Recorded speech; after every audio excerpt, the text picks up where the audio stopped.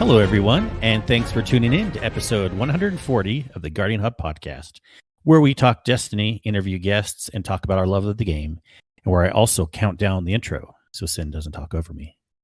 Welcome, Sin. Welcome, Des. How are you doing tonight? Hey. We were talking. Go ahead, Des. I mean, we could talk about whatever. I was just thinking we were talking right before the show. We were looking at the Bungie store. You're going to buy that Galahorn Nerf gun, Sin, for how much was it? $160. I'm out. I mean, I don't mind spending money, but I feel like I'm balling more on a budget, making the switch from the car business. Like I'll spend $20-$30 on that shirt. Okay, I'm cool with that. I'm just not going to spend $160 on a Nerf gun. Yeah. Is it like fully automatic powered Nerf gun? I mean, I didn't even go down that rabbit hole because then I might end up wanting to buy it, and I don't want to buy it. Well, then, if you have rabbit holes like that, you shouldn't even look at the Bungie store at all. Right. I did go down a rabbit hole. Block the website. Did you really leave my fire team as soon as I launched the strike? You know what happens? That's called being inactive in the tower. I'll join you though, if you want to cancel out. Okay, this is a great intro. People are probably just not loving this. Anyway, hey, we are here to talk. Rabbit hole. No, rabbit hole. Really quick. Rabbit hole. I gotta say it. Rabbit hole. Okay, hurry. So I used to play bass a while back, right? My buddy of mine who lives right up the road. He is in the Discord server under Bromastra. He bought an electric drum set because he wanted to kind of play drums. He's like, dude, you should get a bass. I was like, I had one for the longest time and never really played it. I was like, well, we could kind of jam out, and we're not going to be that great, but we can kind of play whatever.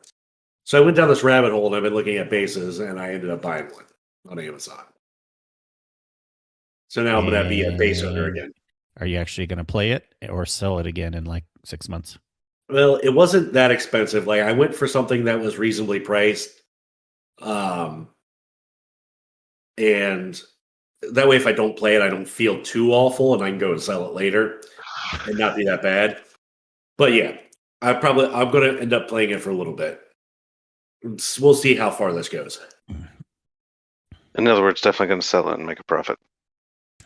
I probably won't make a profit. Well, we'll see. Supposedly, Sin's also going to rewrite the Craig bot for the whole world, so we'll see if that happens also. I know, right? I said we could keep it status quo. You can't keep it status quo. You don't understand anything. If you keep it status quo, it's going to stop working. I know, because Discord. I read the rant. I read it. I read all of it. So you can't keep it status quo. Till about April, I think, is when he said the next. Yeah. He said he might be able to get away till about April. Yeah. So, anyways, Des, anything interesting before you get into Destiny talk? Anything? How's your PlayStation doing? I'm just marveling at the magnificence that is this intro. Right. No, everything is fantastic. Everything is going. I had a bit of panic at work. Had to give like a presentation report on how my machine's running, so that's fantastic. Oh. Yeah, they're doing this thing where they're basically trying to get people to take things a little more seriously, and in doing so, I am the second person to be selected for this little project of our current managers or plant managers, and yeah, it's like I said, we give a report so that way if something is continuously wrong, it's us telling the entirety of management because we give our reports in front of them for their meeting. Huzzah. Mm-hmm. So yeah. Interesting. Yay. Public speaking. This guy's going to sit down right after I just took up. 2 seconds this cat gave me. 2 seconds this cat gave me. Yeah, I know. That happens sometimes too. Sit down and like jumps right on your lap. Stupid cat. Ow, ow, ow. All right. Well, let's actually get the show on the road to talk about Destiny, because we have, I mean, there's nothing wrong with the intro talk, but we have a 0.5 seasonal update.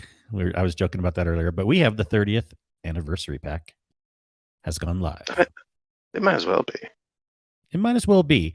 This is like everything except for that a season would offer, at least, except plus more, because we have a dungeon too. You know, we don't, well, next year we're getting a raid or a dungeon every season, which is way awesome. But still, we got everything except for what, a new season pass bar and artifact. Yeah, didn't get a season pass bar, didn't get an artifact, and not getting actual story. Yeah, I mean, there's definitely been some seasons that have had this level of new voice lines without actually having that much story. So, but here recently, like, there's been far more overt plot. But no, yeah, I mean, this is practically a season. yep, and Very much so. surprises around every corner still too. I think we've reached most of them. Who knows? There might still be some in store, but even just finding out stuff recently, like, we'll backtrack and talk about this, but a lot of things they didn't tell us ahead of time, like you run the dungeon on Master and you get, oh, I should have done my research. Do you remember the name of the special armor pieces? They're like a brand new thing they didn't tell us about ahead of time, where you have 2 mod slots for champion mods. Oh, yeah. It's like an A now, I believe. There might as well be adept armor. Yeah. That's good. I'll go with that. Yeah, basically, it basically, as soon as I heard about that, I was like, oh yeah, it's basically, it's adept, basically. Yeah. So, you know, great stuff. I think it's called Artifice Armor. Is that how you pronounce it? Artifice. Artifice? Artifice? Yeah, maybe? Artifice, Maybe not a Artifice. hard Yeah, I. it's somewhere in that range. It's an older word, so good Mhm. luck. Yeah. So yeah, this is pretty cool that you get this stuff. So it has the 3rd mod slot, and the armor makes it quite appealing for that extra slot. So I have to run more masters. yeah, and right before this encounter, we had a group pop in it and was saying that it wasn't too much harder than the normal version, which we'll also want to talk about dares. A bunch of us has hopped in Legend, but okay, let's just get into this activity. This pack, we know that it was bringing the 6-player activity in the dungeon, and we know that Zur was supposed to be involved a lot. But boy, first impressions. I want to start with the dares 6-player activity first. We've had a lot of different 6-player activities over the last couple years.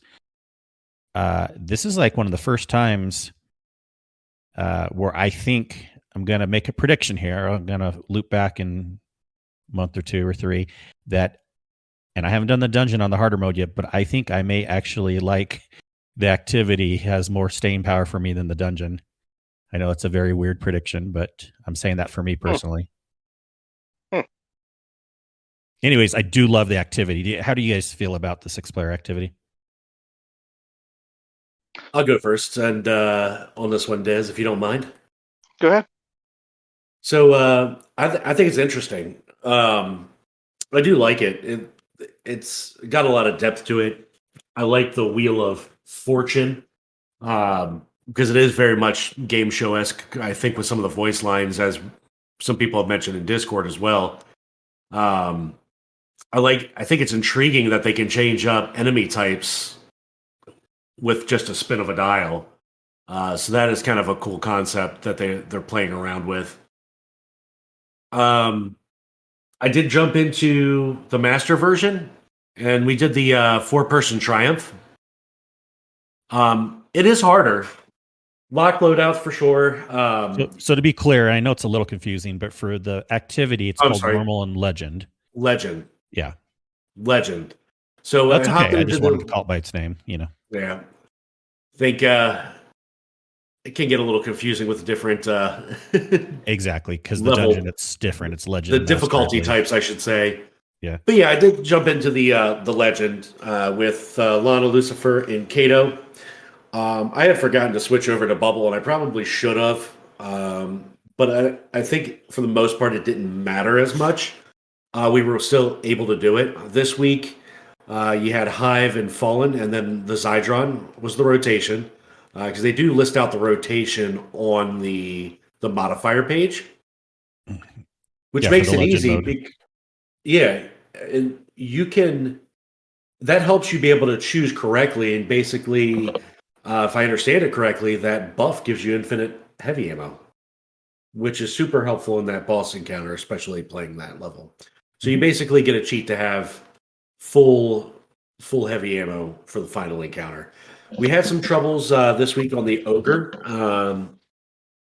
The ogre, you had to take down a shield, take him down halfway, take down a shield again. That one we did wipe a couple times on, but then it was like that third or fourth try. We were able to get it done and had about 16 seconds left. That one was probably one of the tightest timings out of the entire thing. Everything else went smooth. All right. Now, since we're on the topic of that real quick, and I want to see what Des thinks also.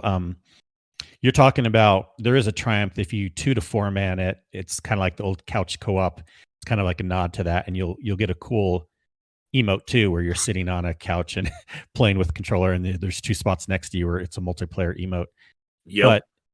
But it wasn't hard for even a 4-person, and I feel like there's not really many failure states too. We were doing one round where I think we might have missed. Well, maybe it was the lightning round. It wouldn't have mattered anyways, but I feel like we missed a stupid car honking in the neighborhood. We missed one of the capture points, and we're timed out, and it just another one came up, and like you would think on legend or some master mode, like there'd be more failure states, but I kind of feel like again they're just trying to make it where many different player types can get these activities done a little bit easier. That's my theory, anyways. Are you talking about diffusing? Is that the capture point you're talking Yeah. about where you got to diffuse the bombs? Yeah. Even in the main encounter, even in the main one, even if you miss diffusing it, it doesn't wipe you. I don't even know exactly what it does because there still seems like there's plenty of time left to pick up and go do. Well, of course, normal would make sense, but I'm just surprised on legend it's like that. You know what I mean? Anyways, there's lots to talk about it.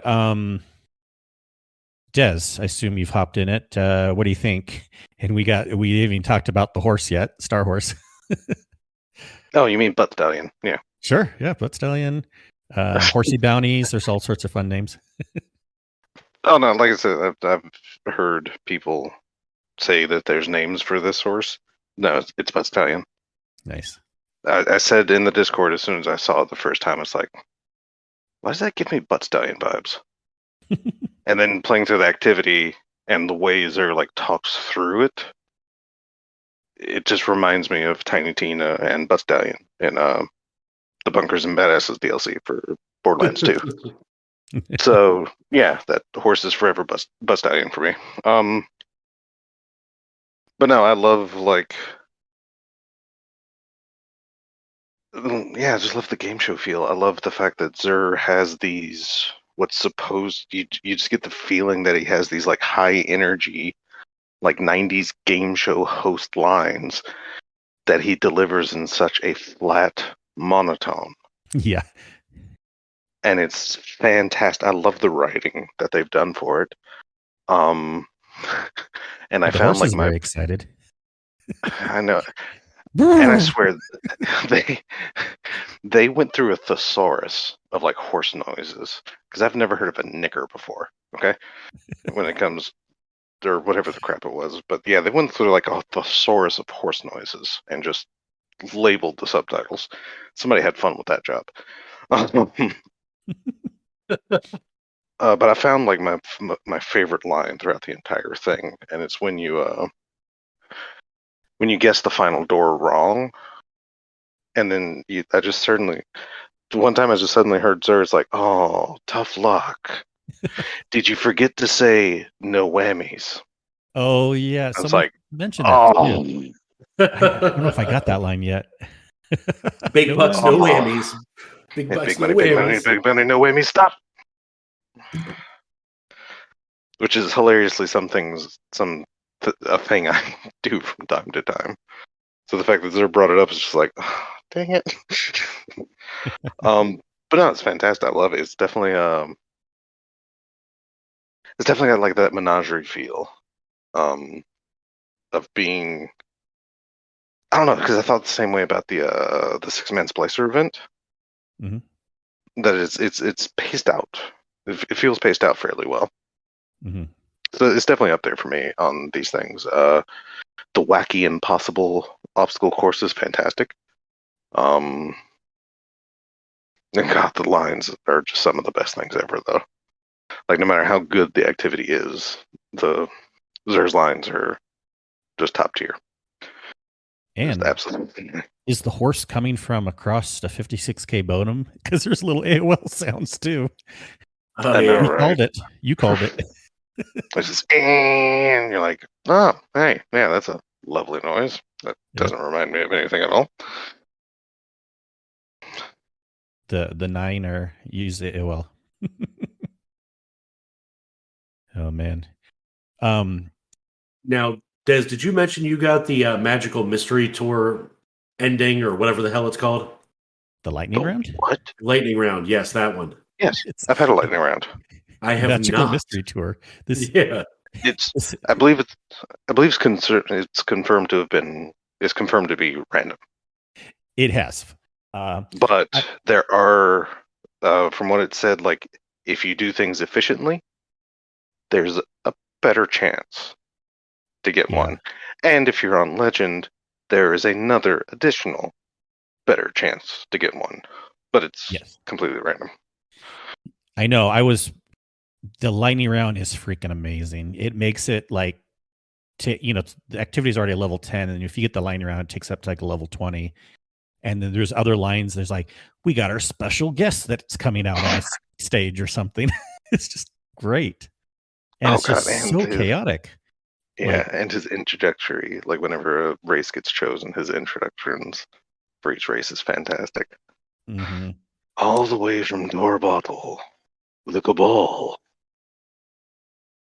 And I was thinking about this more. At first, I was like, just trying to rack my brain and hoping like, okay, what do we got to do to figure this out to proc it? And then we finally found out it's RNG.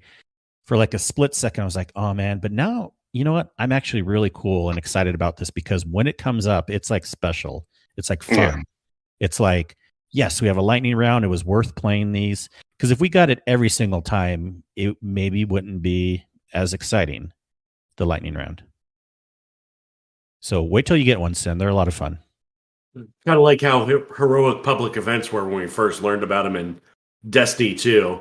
You're excited to get them done, and now like I don't think too many people give a damn unless you're running a because you can guarantee them challenge or not always, but yeah, if you're running a bounty or challenge, so they're not as special anymore. So I agree with that. It does make it a little more special, and I haven't got one. Just hope it's not like some people's Vex Mythoclast RNG. I don't think so because most people I've talked to have gotten one. How many have you run approximately? 4 or 5. All right. If you don't get one in 10, yeah, I've gotten like 3 so far, 3 or 4, and I've run a lot. But, yeah, we'll just grind them out. I mean, we got there's new Zer rank up packages, Zer bounties, horsey bounties. So it's worth running the activity to rank up Zer. You have to do that anyways to do the sidearm exotic quest, and might as well to go through the stuff. So, no question rank 2 about the Zer. Go ahead. I was about to say rank 2 is the sidearm quest itself, and the rank at reset, either at or before reset, is the catalyst. Yes. Oh, wow. So Helios is in the chat, and he mentions he's run about 10 and not seen one yet. So interesting. Yeah, I guess keep at it. They say I guess if efficiently, I assume that would mean killing all the champions if your team does a good job doing that. I don't know what efficiently means. They have a I'm slightly higher chance. I'm assuming. I'm not entirely sure what it means, but I am assuming because there are times where you'll get the Star Horse favor Mm-hmm. between rounds. So I'm guessing that kind of is a sign of higher efficiency. Mm-hmm. Is what I'm assuming, whatever their efficiency standard is. Yeah. Well, we can also get Star Horse bound or favor by between the first and the second encounter if you get through the top, the little thing that shoots you up and you got the dial that's spinning. And if you get in the top one and continue through all the way, you'll get it there. And at the I'm end, wanting to say that's not entirely true. oh, maybe that's I think not called there's been- Star House or Star Horse. Maybe that's called something else. Well, I mean, there's been a few times I've made it through the top, but I don't remember getting anything special. But also at the same time, I may not have been paying attention, so I cannot safely confirm or deny that. Yeah, and I'm not 100% sure either, but that's what I think. And then at the end, I think it's also if you guess correctly, which is kind of RNGS. Also, you'll get the favor then. But what I think we do know is the favor gives you unlimited heavy. I think I heard in the next round. So kind of cool. Or at least I know. I don't know about the earlier rounds, but I know for sure going into the final, when you guess it, you get the Star Wars favor, which gives you unlimited. Your heavy ammo basically regens. Mm-hmm. What was I going to say? Crap. It's gone. Well, it's fun. It's okay. No, yeah, it's very fun. Yeah. It's definitely fresh, and there's far more brand new assets in this entire thing than I thought I would see. Like that first area, I believe, is just an entirely new asset. Zydron's lair might have been a part of another map. I think that one's familiar. But like I said, that first area and maybe the second, I believe, are new assets. Yeah. Helix is saying that going through the top will give you Star Horse favor. Like I said, I'll have to pay more attention if I make it through the top, because my timing is not always fantastic for that. Yeah. Well, you have to make it through the top and make it all the way. Like there's still like a little mini puzzle at the top, and if you fall down, and there's also a tip. I cheat on my hunter. There's also a tip if you want to. I mean, Warlocks have it a little bit easier. You can no matter when you time it, when you get close to the spinning dial, do another jump, and you'll kind of go above it. Yeah. But I guess if you time it where on the outer ring of the spinning dial up in the air, there's like two small things that'll form a sphere, 2 half spheres on the lower right. If you go into the thing just a split second before it gets there, don't do it like right when it gets there or just a split second after, you'll make it through perfectly fine. But hard to explain, but hopefully that makes sense. It's definitely a timing that can be. You can get the feel of it. Mm-hmm. It's not impossible timing, but yeah. But no, it's great, and the 6-man activity is the source of most of the 30th anniversary / history of Bungie weapons.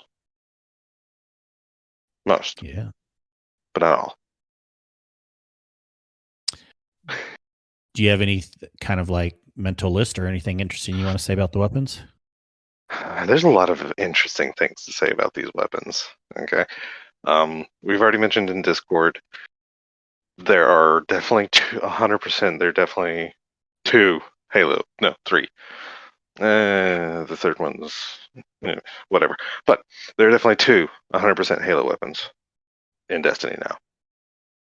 And it's like we said before, it's definitely legally distinct. And see, I get confused because people are calling them by their Halo names, and I'm like, yes, I didn't play Halo. Just tell them the Bungie name. Well, that's the thing. They're so similar. They're literally like Because the pulse rifle is BXR-55 Battler. Mm-hmm. In Halo, it was the BR-55 service rifle, aka the battle rifle. Mm-hmm. So it's like walking that line. Mm-hmm. Um, But I didn't even really know BXR and BR standard for battle rifle because yeah, I don't know. Did we have a BR in Destiny before? no, Yeah. they're all So I didn't BRs even because know they're pulse that. rifles. Yeah. And I'm not a weapons guy, so I didn't know BR standard for battle rifle. I mean, it makes sense, but Um, but no, like it's all fun. The biggest giveaway that it's a Halo weapon is the fact that it's a pulse rifle with a flat out scope. It just has a scope. mm-hmm. You zoom in and it's a scope. Which actually the reason, because Halo had a reason of why it was just like, because their scopes were very open in Halo. Basically, all it was like a screen with a reticule that quantified as a scope. Because apparently in Halo, the armor actually connected to the weapon. So basically, it's you looking through a camera on the weapon that serves as a scope. Okay.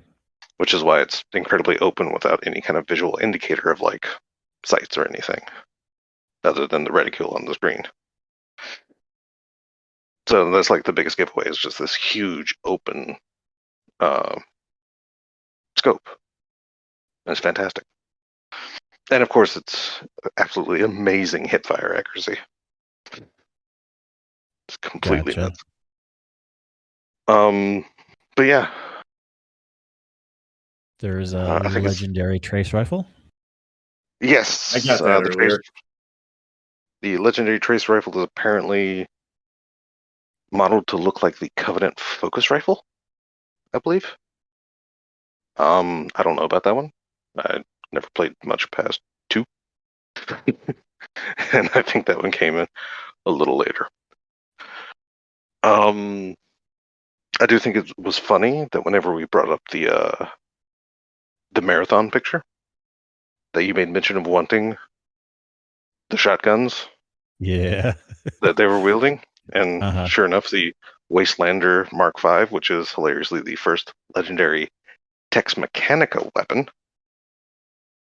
also comes straight from that game, and is that exact shotgun apparently. I know it does kind of have that more basic look to it. Yeah. Great though.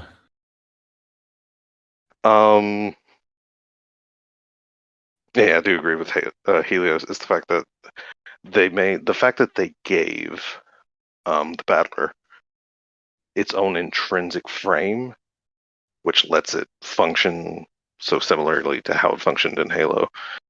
It makes it feel exotic, to be honest. Like, it's just that different. I mean, they essentially gave us a farmable, like, ritual weapon almost. And apparently the Battler also comes with a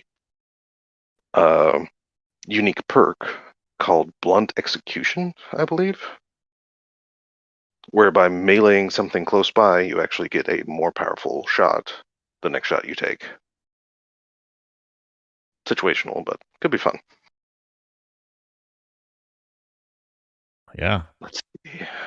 There's the shotgun, which is a kinetic lightweight, which is always pretty nice. Of course, the Battler, which is a solar pulse. We have the 2, I believe they're called Half Truth and the Other Side, which each is half of a, oh god, what were they called? I guess they were just called energy swords in Halo. Which legitimately, if you just look at a picture of an energy sword, I mean, you can just see that they cut it in half and attached it to another thing. And yeah, so we have those swords, which also come with unique perks. I forget what they're called, but after you draw the sword, that actually increases their lunge range. Which was the entire thing. That was like the entire gimmick of energy swords, at least in early Halo. was the fact that they had this lunge attack that would go forever. And B, the icon, or at least part of the icon for the perk, is indeed the targeting reticule for the energy sword from Halo.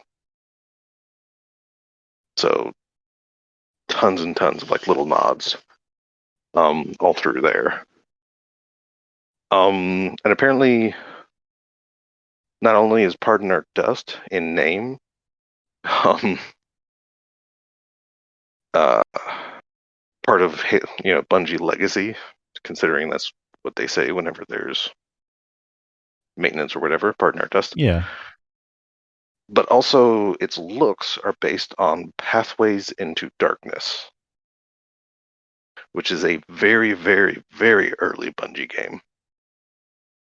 And could potentially be the most important Bungie game of all time. Because I think it was their third game they ever made, while it was just the first two people that started Bungie. And it was the commercial success of that particular game that let them buy an office in Chicago and pay employees to then make Marathon. So yeah. So like I said, lots of like catalyst to get them started, yeah. Exactly. So it's really cool that like I said, I mean, just having to like look it up and see, or actually I think the 12 even mentions all that. But yeah, just to like go back and look and see like where it all was. It's just like I said, I thought it was really cool. Yeah. And then definitely a lot of cool stuff. Yeah. And then it's some weapons that are older Destiny 1 weapons are just found in the dungeon. Is that correct? Like yes, Isluna, Matador 64, 1,000 Yard Stare. 1,000 Yard Stare, yeah. And of course, Galahorn, you have to do the dungeon to get that. And also, crap, what's it called? Now I forget. I'm forgetting all these names right now, and it's kind of making me sad. Hero of Ages is also in the dungeon, which is the last piece of Bungie history, because that sword is for Myth. It's their claymore that they've been talking about. Mm-hmm. And like Kato mentioned, it's definitely a near historically accurate claymore. I think it's huge. And hilariously, a vortex frame. I didn't know that before I got one, and it's like, oh, hello. Well, let's talk about the dungeon. I mean, we can still talk about the weapons too. I don't know if anything else comes to mind, but we have what's it called? The dungeon. Something of Avarice. Yeah, Grasp of Avarice. Grasp of Avarice. Yes. I know. Do you think we're just going to call it Grasp or GOA? Probably. I don't think we're going to call it GOA. We'll probably just call it Grasp or Avarice. I'm just, not that it matters, but like we'll just say Pit a lot of times for Pit of Heresy or. Yeah, that's true. Because right now we're just kind of saying new dungeon, but I wonder if we'll just call it the Grasp dungeon. But anyways, it is a really fun dungeon. I wanted to get everyone's opinions on that too. I assume we've all run through it. You've run through it, Des, right? Twice, yeah, okay. So then you run through it a couple times, I believe. Yep. Got all my lightsabers, as I called them with Des. Messages in a bottle, like Yes. Messages in a bottle. How does that do with lightsabers? We legitimately find the first one. Mm-hmm. And he goes, oh, it kind of looks like a lightsaber at the top. And I just kind of went with it at first, right? Because I didn't get a good look at it. So then I find like another one. And I look at it for more than 2 seconds and go, wait, it's a message in a bottle. What the crap? Yeah, I clearly saw a bottle. I don't know about lightsaber. But to be fair, I mean, if what you're basically looking at is like the neck and the cap. Yeah, sure. And if it's whatever light there. But like I said, if you look at it for more than 2 seconds. Oh, no. I had fun picking a sin about that for a little bit with Yoda. I don't know. In short, I would have to say this dungeon is probably the most dickish thing Bungie has ever put out. Like 100%. Like the first half of this dungeon is cruel and unusual, and I love it because it's great. Because it's not just randomly cruel. I mean, after the first couple times of getting stabbed in the face by spikes, you start learning, oh, when I see this square, that's a bad thing. Yeah. It's really cool. I know a lot of people went into this blind, and a lot of people got it done on their first try too, which is really, really cool. I'm trying to think how many times Prophecy and Pit and stuff. I don't think I got it done on the very first try. Might have, but I think we needed a little bit of help with a few things here and there. I know Shattered. I think it took me a couple weeks before things were found out and such, comfortably enough for me to clear it. Yeah. Regularly, at least. I wasn't around for Pit, and Prophecy wasn't that awful, I don't think. It wasn't like hard to figure out so much, but it was like a little hard staying alive and then doing total boss DPS at the end. I remember it took a while to get the right loadouts to make it easier. Yeah. This dungeon, you can kind of run almost whatever, and it's not a big deal. You'll just 2, 3, 4 phase at worst case scenario, but it's challenging but fair mechanics, I'd say. Yeah, because they're not. You do have to do some looking, and you do have to put some pieces together, but also at the same time, it can come together fairly easily. As long as you basically kind of have raid mentality while going into this dungeon. Like, raid mentality fits this dungeon, which I feel also is the same for Pit. Like, because they slowly basically introduce mechanics that in the end are pretty much all involved. Yeah. In this, which, like I said, is just 100% that's usually how they design raids. It's like first encounter will be this one mechanic, encounter 2 will be maybe another new mechanic, encounter 3 is kind of a blend, but just the final boss is always like everything you've learned and put it all together. Usually. Well, I'm really excited to hop in it on master mode. That's the harder mode, and especially because it gives you the better armor, and Yes.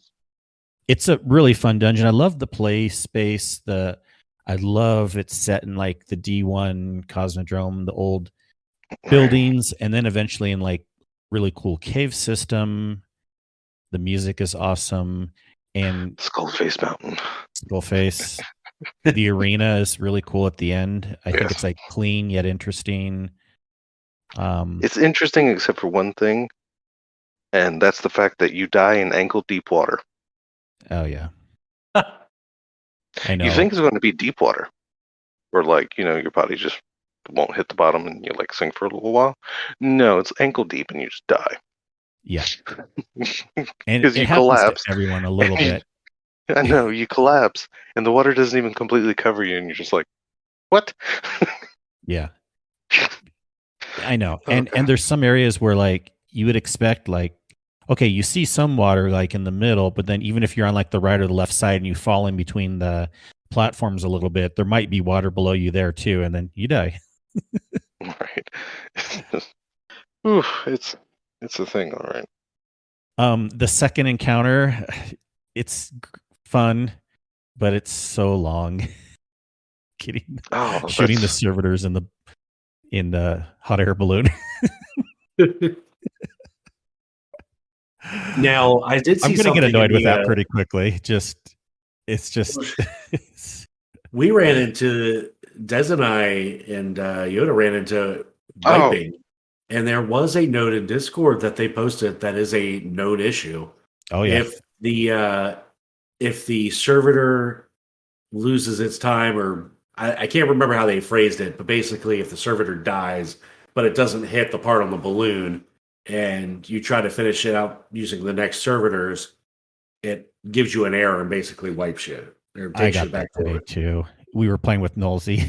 Oh my gosh, I gotta see if I have a video of this I can pull. But like, we were just like dicking around and stuff, and he was trying to ride the servitor as we were shooting it to the hot air balloon.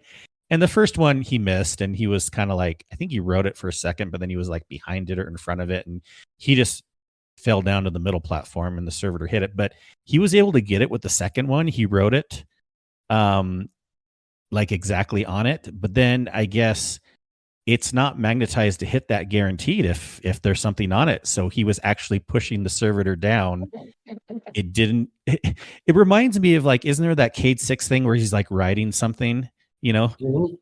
Yeah. Yeah, it was Forsaken. Forsaken. He was riding Yeah. the Here thing. you have Nolsey down, as a hunter riding a servitor. I'm thinking like Cade 6.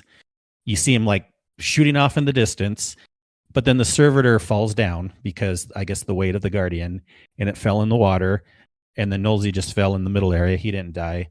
So I'm like, oh great, are we going to run into this issue? And then, but it doesn't necessarily happen right away. And then we get a little further, and then all of a sudden, yep, error. So what you're basically telling me is that Nolsey reminded you of Forsaken, where Cade was riding a piece of material down to his death. Yes. What he didn't know was going to be his death at the time.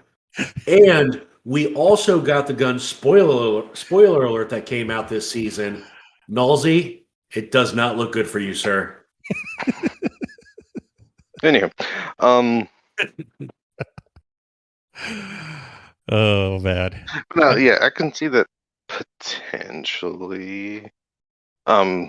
Thankfully, I think because just strangely enough, when I ran it the second time I ran it with Zabrak and Kato, we had an issue where that servitor fell, like the corpse just fell off, and it reached a 0 timer and was able to just like despawn at the timer, but that didn't cause a problem. But for some reason, whenever I was running it with Sin and Yoda, whenever it would fall, it would just straight vanish. But like I said, for whatever reason, when I ran with Kato and Zabrak, it hit something and it stayed there until its timer went out, and we didn't get kicked. So I have no idea. Yeah. Well, they are fairly magnetized, so you don't have to be super touchy with them, but do try to be careful until this is fixed to make sure they don't fall off the platforms. Just try to push them to where they're supposed to go, and then they'll get magnetized to the cannon, and then they'll shoot. Yeah, you have plenty of time. Yeah. Make sure you know where you're pushing it before you push it. Because there's definitely some there's basically some perspective issue where the character camera is from your first person perspective, and how your character actually interacts with the object. Because I know there was one time I was actually walking beside one, or at least trying to like walk beside and around one, but apparently my character was catching it, so it was just constantly speeding up and following me, basically. And it's just like, no. So, yeah. Just be careful. I really love, and I guess we could have said spoilers at the beginning, but I don't know. I feel like, especially with this one, everyone's been hopping in the activity in the dungeon pretty quickly. So, sorry, spoiler. I didn't say spoiler alert, but spoiler alert. We haven't spoiled anything major. No, we haven't. Yeah, just except for the annoying part. Yeah, the annoying part. I did want to mention the new Trevor. Yes, Trevor? This dungeon's version of Trevor, the rolling barrel. Hardly. Yeah, hardly. It's just one. Just one, yeah. Right. Yeah. Well, Trevor was only one. It's not like he had multiple Yeah, but he Trevors. kept going. This one goes away right away, and then you can move on. And actually, weren't there multiple Trevors? I want to say there was at least 2. I don't know. Oh, there was only one. No, but fair enough. I do want to mention at the end, I really like how, there's the boss, and then he has 2 little helpers. If you know what I mean. He's a pirate. He has henchmen. Okay. I know. And they actually call his deckhand a bosun. That's amazing. Anyone who Right. knows about boats, the bosun's like the master deckhand, like the person in charge just below the captain. It's like Shmi from I was just Peter about to Pan say or something. that. I was just about to mention Mr. Shmi. It's hilarious. That's funny. Yeah. And also get rid of that shank ASAP. It will ruin Oh, your yeah. entire time. Yes. You have basically a yellow bar boss level shank that has as much health as like a lot of bosses. Which is cruel and unusual. Yeah. That thing hits like a truck. I like those little touches because it's interesting. A lot of boss fights, even in strikes and stuff, like, yeah, there's like mechanics where you may have multiple phases for bosses or things like that. But there's something that feels a little bit different about having a boss and then having like two little sub guys next to him that you definitely want to take out first. You know, a lot of times you're doing, like if you're doing raid, yeah, you have all the little ads, but you want to take out them just so they don't bother you, but you don't have to take them out. Or if you have a strike, there might be some yellow bars here and there, but it's just a different feel. This one, it's hard to explain, but they're really cool. They're named characters that you want to take them out first, and then you focus on the boss through the mechanics, which we won't spoil what you do, but it's very cool mechanics. I do like the mechanics and how they work and how everything I just like how everything meshes together. They do it really, really good. Mm-hmm. And then at the end, again, won't spoil it because I think it's fantastic. But you see the fate of Wilhelm, who, if you get the messages in a bottle, Wilhelm 7 is the person that left the messages. And you actually see Wilhelm at the end of it all. Kind of like the Presage, where you saw the whatever the hunter's name was. I forget already. I only remember that his ghost was called Gilgamesh. Because we got his ghost shell. Yeah, and there's cool like kind of like story behind all this and this world where this, captain has this, or would he be actually he would be a higher than a captain, right? Or is he just a captain? The boss. Is he sorry, what's in the fallen hierarchy? Would barons be higher? I believe it's barons. But he's the leader, the catches, he's not that high, is he? Jeez, I don't know because I'm not sure if I've actually paid attention. I think thematically he's just a captain because I don't think he actually has. Because hilariously, Fallen. It makes sense because it is essentially pirate themed, and the Forerunner is kind of like a perfect companion to that because they are essentially space pirates. Yeah. They plunder and scavenge and go from place to place. Yeah, and but there was a large catch above. If you look up above his little lair and his balloon, so I was wondering how that all plays. Just because you have one catch doesn't usually mean anything. But no, I'm not sure if his official ranking or whatever. Yeah. Kel, yeah, he wouldn't be a Kel, right? But no, 100% not. Okay. But because a Kel would be like a whole new house. That's true. Definitely doubt that. At best, he would. At best, yeah, he would potentially be a baron. But then again, the only difference between captain and baron is literally a title, because size, depending upon how much ether they're able to consume, size isn't even a differentiating factor between it all.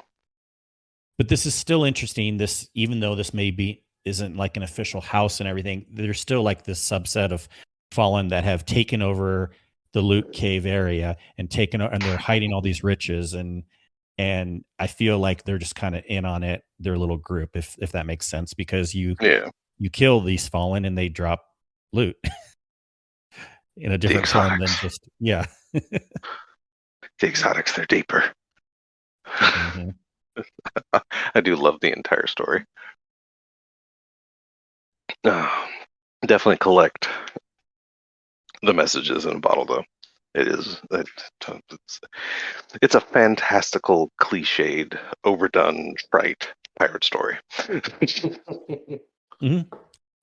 And if you collect all the messages in the bottle, you also get a Gjallarhorn ornament. Yep. A nice one, too. I can't even pronounce the name of it. Galar Yamama. Let's see what it's called here. Live in game.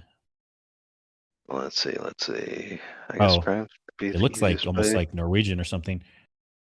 No, it's definitely Reisrugler, something like that. It's definitely an old Nordic. Because Gjallarhorn is history lesson. The Gjallarhorn is a horn instrument carried by Heimdall, and he will blow the Gjallarhorn to alert Asgard that Ragnarok is basically starting. That would be Reisvegler. Nice.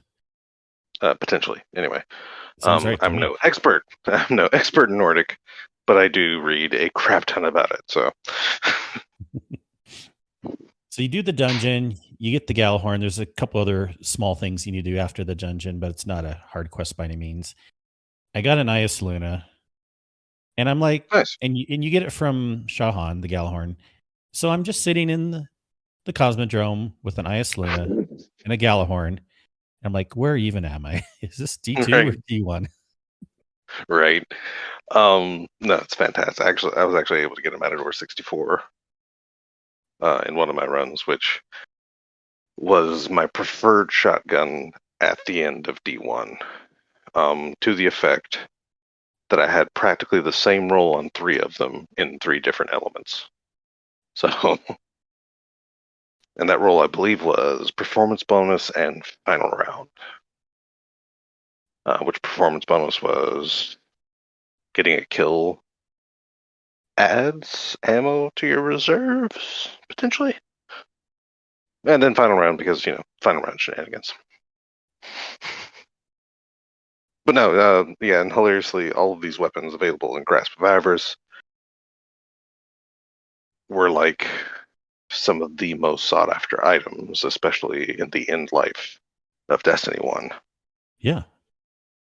Palindrome was hot because of that one exceptional roll that the vendor sold, I feel. Because I feel if that roll had not been sold, Palindrome would have been overlooked. But everyone wanted an Ias Luna. Everyone. 1,000-yard stare was 100% the go-to sniper. It was either that or the LDR. And then, Matador 64 was the Fellwinter after Fellwinter. And here I'm almost liking Ias Luna more than Palindrome because they moved Palindrome to the secondary slot. Yeah. As a energy weapon. So there's times where that's good too, but I really like having a hand cannon in the primary slot. Hilariously, they are, for those obviously curious, at least stat-wise, they are, Ias Luna and Palindrome are basically very similar to one another, performance-wise. Mm-hmm. Like, there's a couple places where Ias Luna is better, but then there's a couple places where Palindrome's better. But it all basically evens out because I don't think there's any huge gaps between the two. So if you like Palindrome and like using it, you can potentially get a similarly rolled Ias Luna. Mm-hmm. And that way, if you want a kinetic one, there's your Ias Luna. If you want an energy one, there's your Palindrome. Yeah, exactly. So many good weapons right now. There's so many. I just don't have almost the time or desire to try out every little weapon and roll and thing that's going on. I should, but I don't. And of course, I guess we should mention, yes, Gjallarhorn is back, and apparently Bungie has given the given like the old LFG communities an entire middle finger and no chance of must-have Gjallarhorn ever again. Well, kind of. Not everyone's paid for this, right? So they can't get Gjallarhorn if they haven't. Well, you see, that doesn't matter because that's the glory of this Gjallarhorn. Because as long as one person has Gjallarhorn, Oh yeah. That's what you were saying. everyone has Gjallarhorn. Yes. Because Talk about they've that. given, Yes, in case people don't know. yes, they've given Gjallarhorn a brand new perk. It has everything that it used to do. It tracks. It has wolf pack rounds. But they've given it, I believe it's called Pack Hunter, is the perk, which hilariously, everyone in the forums, like before the game came up, thought that this was going to be the catalyst because of what it does. And what it does is that anyone in your fire team that has a non-exotic rocket launcher, Gjallarhorn will give that rocket launcher Wolfpack rounds. Yeah. It's wild. It's like, what the holy crap? And again, you can see like across the Reddit how people had data mined, like just before the game came up, they data mined what Gjallarhorn had, and there was at least 2 posts that I saw saying that, and just tons of comments that are like, "Oh man, that must be the catalyst perk." No, the catalyst perk is even more nuts. Yeah. Extra magazine size, right? Increases. Yeah, around. which is nuts. I don't know how much of a. I'm almost wondering if it's going to give Gjallarhorn 3 rockets in the magazine.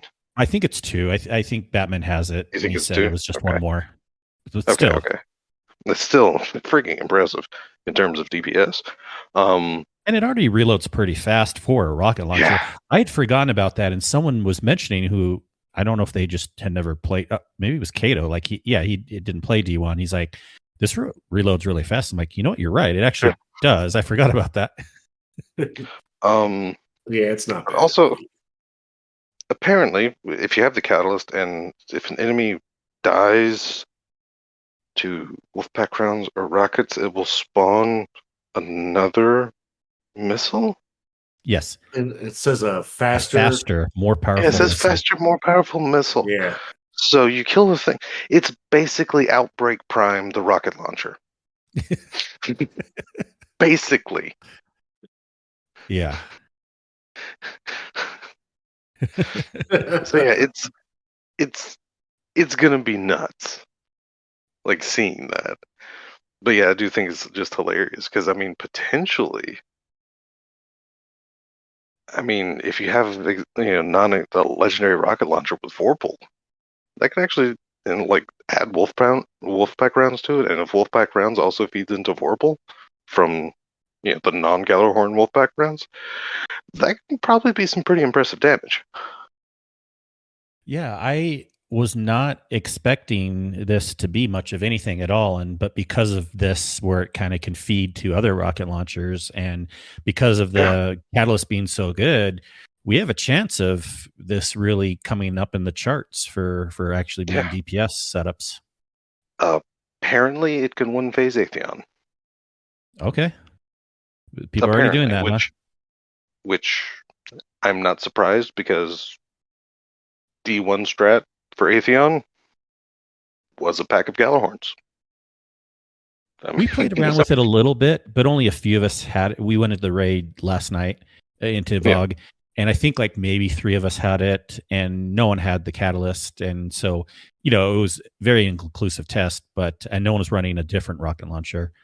Well, that's when you get everyone else to run just a legend. If they have Ascendancy, it's perfect. Yep, Ascendancy. So yeah. And trust me, with this long of a season, there's no reason no one to have at least one Ascendancy to their name. Yeah. I'm pretty sure I got 3 of them now. Right? So yeah, come on, at that point in time, come on. And if you're running GMs, you probably have a hothead laying around. Come on. Yep. I'm just super glad because actually, I can't even remember what I did. I think I went into Dares with Calhorn, and I was wearing my because of Ascendancy, and because Ascendancy's explosive light perk stacks with Argent Ordnance. I had made an Argent Ordnance armor for Ascendancy, and rocket launchers in general, basically. So I put that armor on, and oh my god, is Gallahorn nuts with Argent Ordnance? Ugh. Oh, it's all just very fantastic. And it's just weird that it's this strong. Definitely looking forward to the nerf.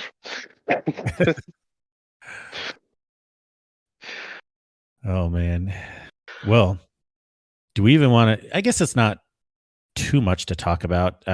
We should probably talk about, and if there's anything else about this too. But there was some late breaking trailer and some news about Witch Queen that came out right before we started podcasting this evening. From the Game Awards, what you're talking about, the trailer? Yep. I mean, I missed the Game Awards. I was too busy playing at the time. No, there's no reason to watch the whole thing unless you had reasons to for other reasons. But what's the Game Awards? I don't know. But they were telling us how they were going to drop a new trailer, and basically TLDR on the trailer, it shows a little bit more of. It's like a live action trailer in one part, but then it shows more gameplay of the situation of Savathun's brood and having the light, and then it shows a big knight that the Guardians kill, and then they show it more detailed of what's happening there, and then it coming back with the ghost. But the funny thing, and then they show them killing it again and then destroying the ghost. So I'm thinking, because in the trailer they show, okay, so they kill the knight, and then it starts coming back to life with the ghost. And in the trailer, all the Guardians are just kind of staring at it like, what? What's going on? I'm like, could they just killed the ghost the first time instead of just staring at it? But maybe this is how it's going to be. Maybe you just have to kill the ads twice before they go, and then the second time is when you can destroy the ghost. Maybe. I don't know. That'd be awfully weird. I would definitely say it's probably it's potentially going to be like it's potentially going to be like a pretty tight timing. I can feel with it doing that. But so they shouldn't just been standing around just staring at it. Yeah, exactly. But it was a cool trailer nonetheless, seeing that. And then the marketing page updated a little bit too with a bunch more pictures, and they talk about a little bit about the 6-player activity and the raid. Not a lot. But the 6-player activity is called Conflict Eternal. And just says, match-made activity at the heart of the ongoing struggle for the throne world. The balance must be maintained. And they show a bunch of pictures of Savathun's throne world. And it's interesting because it definitely has a high feel. And there's a lot of red in it, but there's also a lot of purple in it. And there's a lot of like manicured gardens and stuff. So you can tell it's a very interesting look to it. In this hive world, at least near the quote keeps or castles or whatever they're called, a lot of like trees, hivey looking trees that are all red, and like they look like manicured well, but they're like look like all branchy, not like leaves and stuff. But really cool pictures in here. And the raid, of course, they confirm new raid. And it just says, among the swamps of Savathun's throne world lies a sunken pyramid. Alongside your fire team, venture inward and confront the ancient danger imprisoned within. Imprisoned. Interesting terminology there. Yeah, I know, right? It's like if you really read the words, there's more clues than you might think at first. Yeah, anyway, we forgot to talk about one of the other exotics, though. The Forerunner. Yes. Okay. Thanks. The Forerunner. I just got mine tonight. Wow. Just got. Come on, Sam. What are you even doing? I already love this thing. Just on how you get it. Absolutely already love it. The fact that much like I forewarned in the Discord, it's a perspective puzzle. In order, like, after you get the thing, it's a perspective puzzle. I love that. And for those not sure what a perspective puzzle is, if you've ever played any of the Batman Arkham games and did any of the Riddler challenges, you know what a perspective puzzle is. Yeah, you just have to stand somewhere very specifically to see something line up with. If you look at the scenery in a different direction, it doesn't make sense. But if you stand in a perfect spot, it lines up. Yeah, the fact that I looked up, of course, because I have like very little patience sometimes anymore, but I actually looked up like where to go after you get the strange key. Looked up where to go because I realized you can actually roam around in that first area from stairs in the social space. So I looked up where to go and pointed me to these rocks, and it's like, yeah, but you have to approach it at a very specific angle. And I was like, the crap are you talking about? I was just kind of like looking around. And you'll know you'll get it. And like I said, I won't give away too much, but you'll know you'll get it because it starts highlighting purple. And as soon as that happens, it's like, oh, I see what's happening now. You couldn't just say it was like a perspective thing. I mean, there's plenty of those in games. This is my issue with like. Well, honestly, I don't think some people noticed. They were able to get it without seeing the perspective. Yeah, which is, like I said, it's just weird because, like I said, it's kind of like my issue with like gaming journalism. Is there's very little actual journalism involved sometimes. But either way, it's a perspective puzzle. Have fun. And I liked the little thing you do afterwards. It's another little mini jumping puzzle. And once you get it, you can do it again. And Kato or someone else is running through it. And I followed with, because it's always fun taking that water slide down at the end. Yeah. You know what I mean? Fantastic. But hilariously, because again, the leak a while back mentioned that they were going to have the Magnum from Halo Combat Evolved as an exotic. But considering Bungie didn't say anything, I figured that it just wasn't going to happen because the Halo thing wasn't going to happen because it's Microsoft's baby now, which is sad and tragic. But hey, it's still here. It's the Forerunner. And if there's any doubt of what it is, the entire puzzle leads you to a cryopod where you get the Forerunner. Which, for those that aren't familiar, Halo 1 starts with Master Chief coming out of a cryopod. And one to say potentially Halo 2? But Halo 1 definitely, he's like in this wreckage of a ship or whatever. And he comes out of cryosleep. So. Nice. See, I didn't know that. That connection. It's just like, it's basically telling you, this is from Halo. It's right here, right now.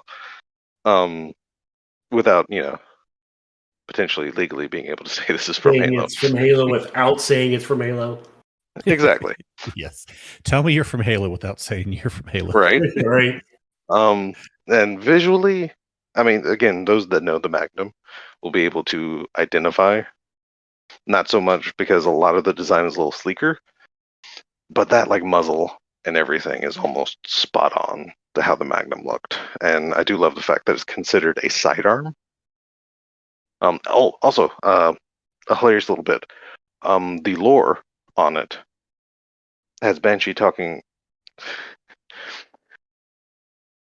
Banshee classifies it as a sidearm because in Halo, the Magnum was technically a sidearm, even though it's a Magnum weapon and it's a handgun. But it was basically your secondary piece is how it was designed, which is your sidearm. So he's talking about it being a sidearm. And he actually mentions the fact that it's a 12 millimeter round and says that they're making hand cannons without realizing it or something like that. But the hilariousness is the Magnum in Halo is listed as a 12mm round. So, yeah, like I said, the pieces are all there without them potentially being able to say it directly. So it's just fantastic all around. And again, same thing. When you scope it, it's a scope. The only weirdness is it fires in full auto. But it's more damaging if you pace your shots. It's weird. And it's special ammo. It's just weird all around. But I was watching someone use it. It was Fallout earlier today. He was streaming, and he was doing work with it in Crucible. It was like... No, you can. Yeah. 3 taps, right? Yeah. Pretty quickly. Yeah. Especially if you do pace your shots and don't let it go full auto. I've seen numbers of like 86 in Crucible, which, yeah, I mean, it's a guaranteed 3 tap at that point in time. And it might even be 2 heads and a body at that point in time. So, I mean, it's pretty much a better TTK, or it's a better, shot ratio than most hand cannons. So, yeah, it's a little nuts. But yeah, I mean, that, and just be warned, it is a special ammo weapon, and B, when you load into Crucible, you get 8 shots. That's it. Okay. No, I've seen numbers of 80-something Helios. Helios saying 69 is precision headshot. I've seen 86 on the Forerunner. I actually ran a far more than I should have with Iron Banner and potential. I don't feel like anybody's that low of light to create like a 20-point damage gap. I don't feel. Charged with light? Have a charge. No, I don't have a charge with light build. I don't have a high energy fire build. Well, anyways, another interesting... like I saw 86. I'm sorry, having a one-way talk over here with Helios. Yeah. I don't know, like I said, I can only know what I saw, but I cannot. Like I said, I don't know if, like I said, if I was pacing properly or what, but I definitely saw numbers of 80-something, and I don't feel like they were low light, but who knows? Yeah. So, either way, it's definitely a 3. It's a 3 tap for sure. Yeah. And speaking of watching Fallout earlier, they Bungie had something going, but then it was broken. But then they fixed it, where if you gift 2 subs to streamers, you get a pretty cool emblem. It's not the one yet, the AOL Windows 95 one yet. That's coming next week, I think. But it's still a pretty cool emblem. So I did that earlier. I gifted 2 subs in Fallout stream, and I'm rocking it right now. The purple one you got? Yeah, the purple one with the 2 lines. That one's been around for a while, I thought. It may be, but there was still something with something not working, and then a bunch of streamers started up again today, and they said it's working now. And so there was a bunch of people gifting subs today, and I decided to do that too. So I don't know exactly what was going on. But yeah, it's kind of a cool emblem, and definitely looking forward to the AOL emblem when that one comes out. Right. Of course you are. Yes. Okay. What else? I know it's like I want to get back in the game, but we have... I never left. What are you talking about? Yeah, but I want to do like stuff that takes correlation, like a master dungeon or something else. I don't know. You know me, I can't concentrate as well playing the game while I'm on the podcast. So I'm doing strikes earlier with Sindez, and he's like doing inventory management in the middle of the strike, and then he dies. Like, Well, I mean, I didn't want my postmaster to get over full. I got shit stored in there I don't want to lose. Yeah, you got to take care of that before you enter a strike. Yeah, why are you using your postmaster as a secondary vault? You don't need it all. Let me see. Raid banners. No. Why do you let it get to that point? Yeah, exactly. Before you enter the strike. Well, it wasn't like from the... You just forgot. Yes. It's all good. From the strike itself, no. That wasn't all from the strike. I know. Again, before you enter the strike, clear it out. But I literally clear out stuff from my inventory every run, so to prevent it from going to my postmaster, because I don't want it to get to that point. No, the postmaster, before you start the strike, clear out the postmaster. Yes. I try to not make it go there, but I don't have dim open to see where it's at. Yeah, because So you didn't go to the postmaster. Correct. Before the strike. I don't like to do that. I like to do it like on the Oh, fly. there you go. You don't like to. But if you do that, it helps. Why do you not like? So why are you using your postmaster as a secondary vault? Because I have no don't like choice. to go to it. I have. What do you mean you have no choice? You have a choice. I do have a choice, except for my raid. He said it. He doesn't like to. That's Spoils of Conquest. I have enhancement prisms, and I have ascendant shards. like that matters. That's 3 out of the 20 or so.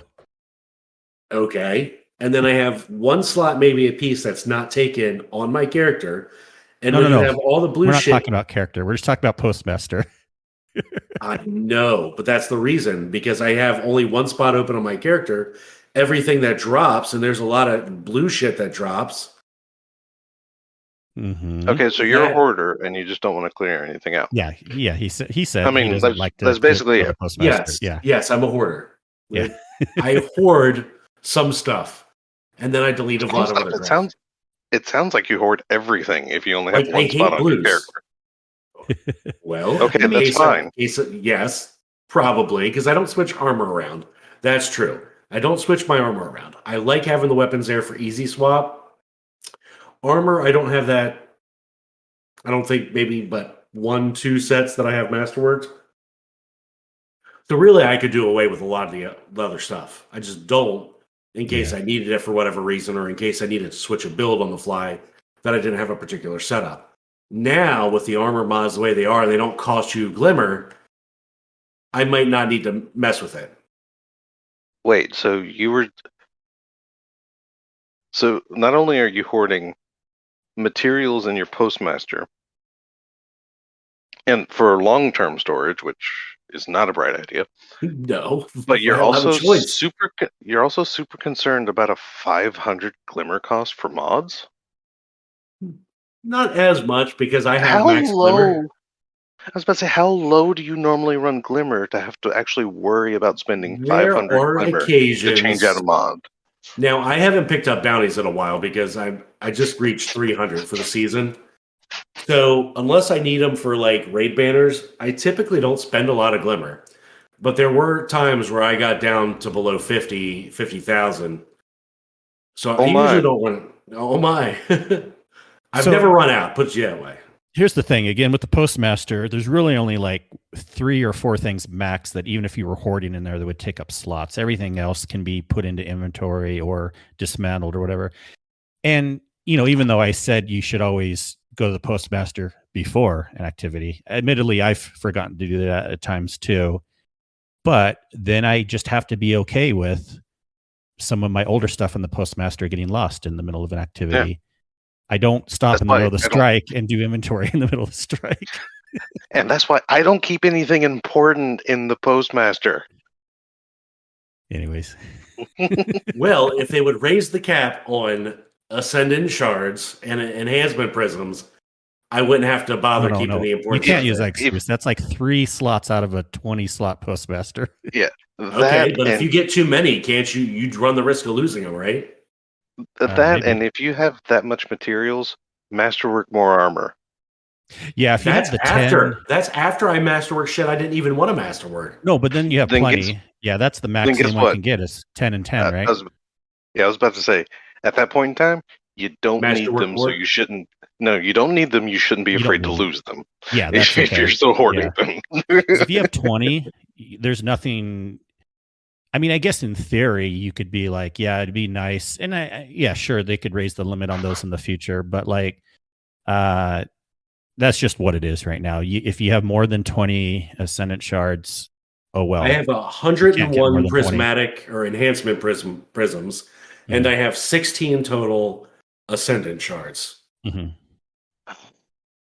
But anyways, don't do stuff in the middle of a strike. Yeah, please, Drake. My opinion. And burn your materials, apparently. Just use them. That's what you got them for. Use them. No, I mean, seriously, use them. the postmaster before.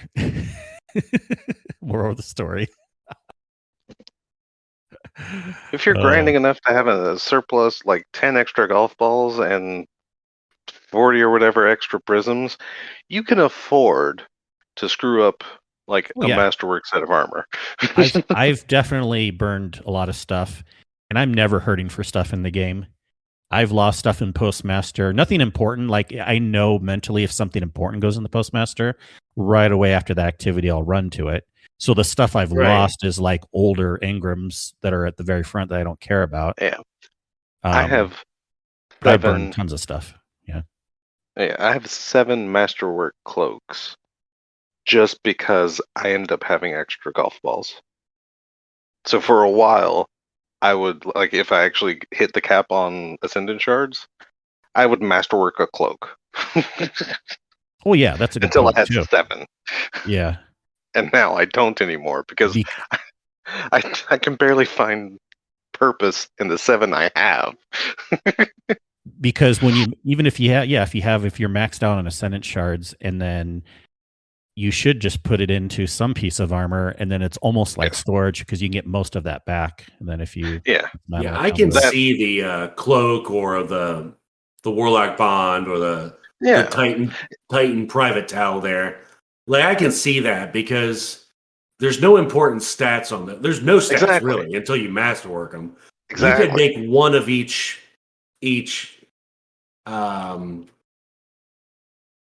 subclass tile. So you get 1 arc, 1 solar, 1 void, 1 stasis, and be okay. And you'd have all your bases covered. Exactly. I mean, yeah, class items are like super, like, okay, advice for extra, like, materials. Class items are super, super safe to masterwork because, like Kingsley said, you can get most of the materials back. Not all of them, but most of them. And B, if you're worried about, finding the perfect stat roll armor before masterworking it, like me, you can still masterwork a class item because, like Sin said, there's no stats on a class item until you masterwork it, so it's actually nothing but bonus using masterwork class items. So, yeah. Yeah. And speaking of getting all these Ascendant Shards, in case anyone didn't notice, if you already owned Forsaken and already had all the exotics from it, you need to go do that. Go to the Monument of Light. What's it called? The Lost Monument to Lost Light. Monument to Lost Light in the tower. And it's not totally obvious at first, but if you go there, there's 3 ciphers you pick up, and then after you pick them up, it gives you 3 Ascendant Shards. So basically, I have 3 pieces of free armor right now just sitting there. 3 masterworked armor. Or however much. As long as they're not exotic. Yeah. Because exotics take 2 Ascendant Shards. And I've burned a few exotic pieces recently, and I still had 16. Like, I mean, I just don't find a lot of uses in them. And when I did, you don't need to worry anyways, unless you're just hoping like way down the road. But you can't worry about that too much. If like the economy changes way down the road, then just live with it. It's not like you're saving up to be a billionaire ahead of time and then you're worried what'll happen. This is just a game, It's just a game. Don't let your life be too complicated just because you're saving stuff too much is what I'm saying, Well, I'm definitely going to spend it now that we talked about the master or legend dungeon. Having that extra slot on the armor, I might try to get a decent set of that and masterwork it. Because that could be a huge benefit. Yeah, for sure. Yeah, 100%.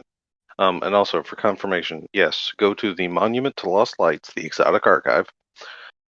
You do have to go into the Forsaken Exotic screen, but the first thing up there are the Forsaken ciphers, which after you pick those up,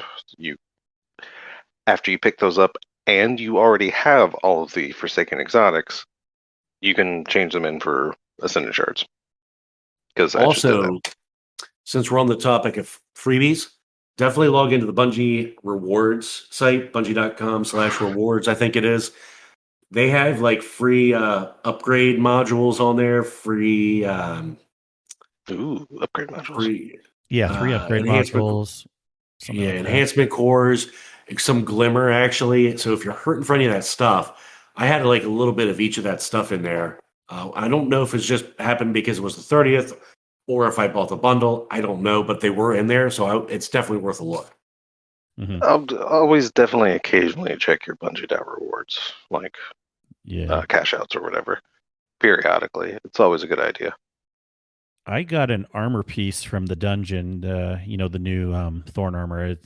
Unfortunately, all I have so far is the bond and the arms, because I'm really looking forward to getting this complete set. But I went in again and did the secret chests, which, you can get the stuff you've already earned. So I got another pair of arms. This second set I got is a 64 stat roll with a plus 30 strength. I don't think I've ever gotten something that high before for the base.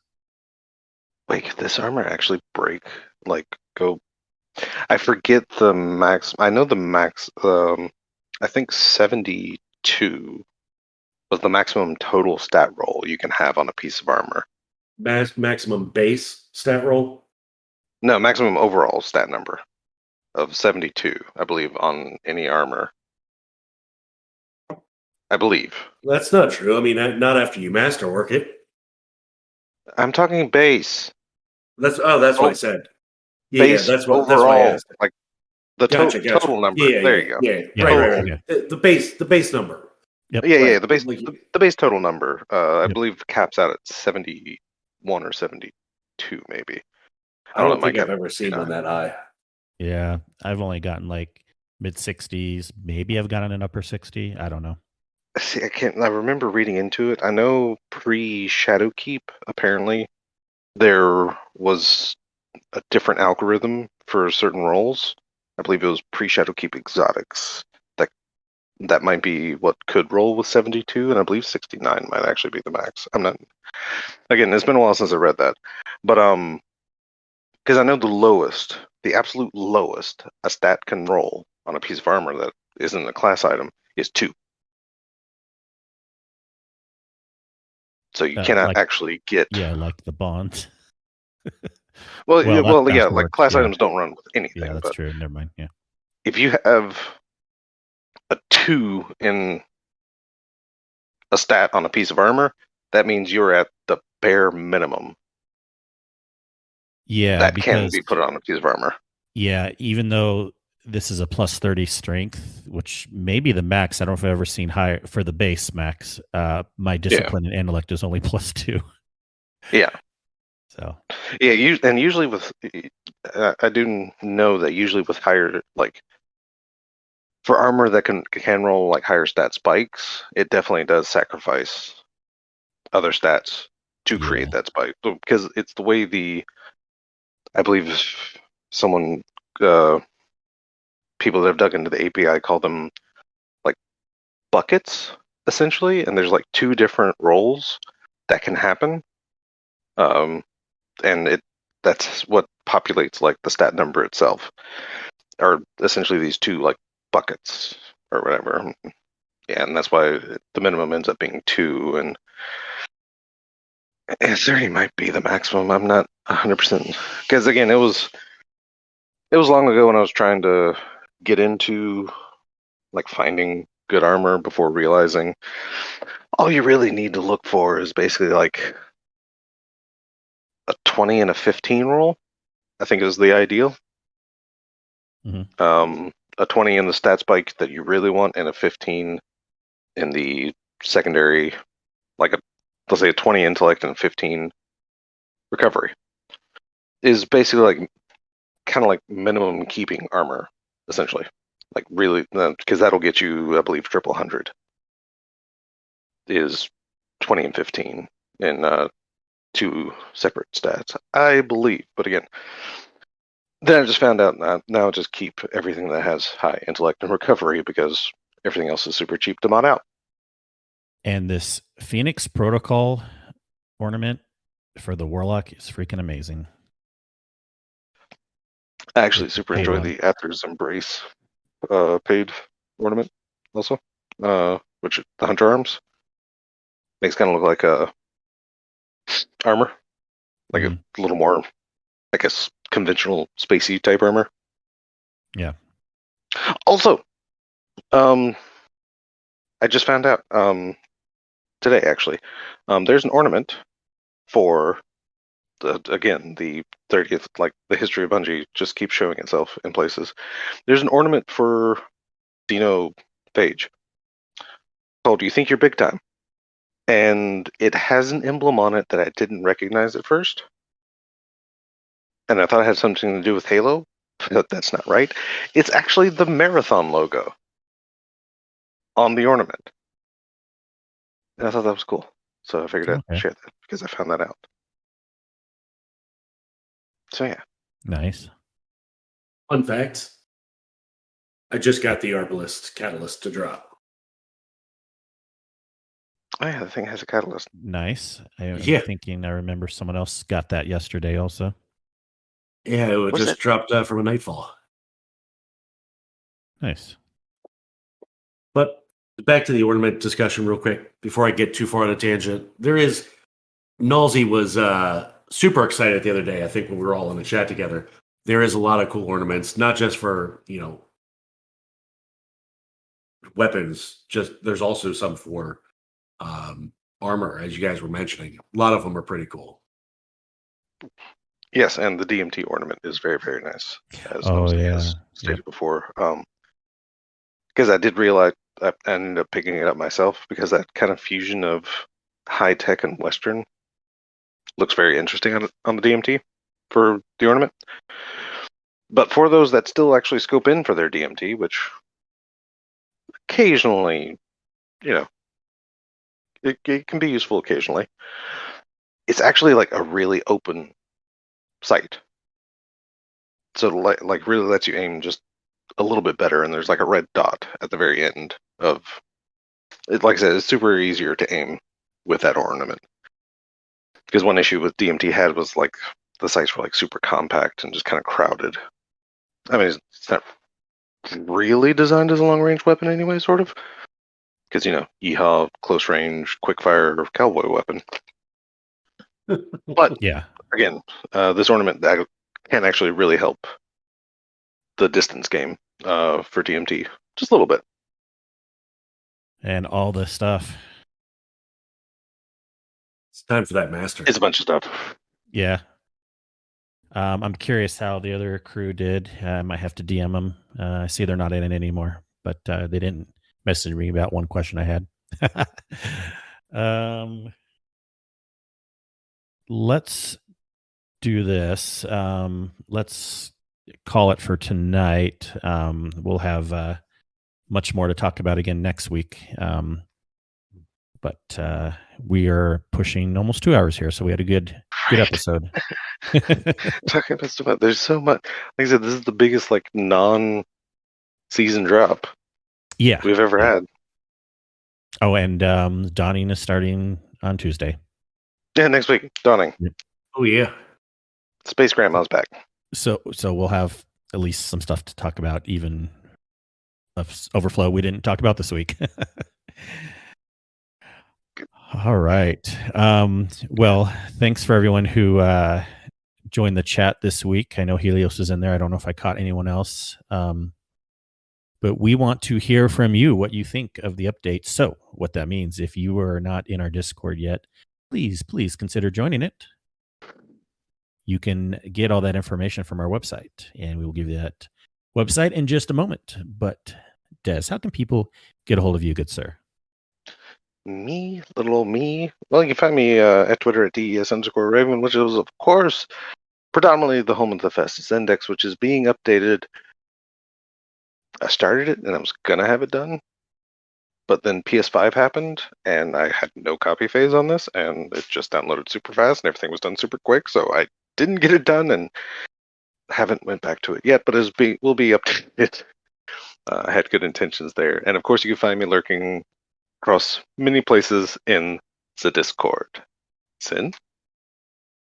Same, you can find me in the Discord as Only Sins, where I promote the Only Sins website for free 99. There you go. That was a little catch up from last week. And As always, you can find me over on Twitter at sin_media. Kingsley Mac. Big bucks, no whammy. Take us out. You can find me playing Dares of Eternity, or you can find me in the Discord. I am most places as Kingsley Mac, except on Twitter, I am MC Kingsley. Now, you can find our show either on Twitter as The Guardian Hub, or through our lovely website, theguardianhub.com. The best hub on the net. Well, thank you, everyone, for tuning in this week. We really, really do appreciate it. We hope you're having fun in Destiny, and we hope to hear more about what you are all doing. Let us know, and we will talk to you again next week. Have a good one. Bye. Later.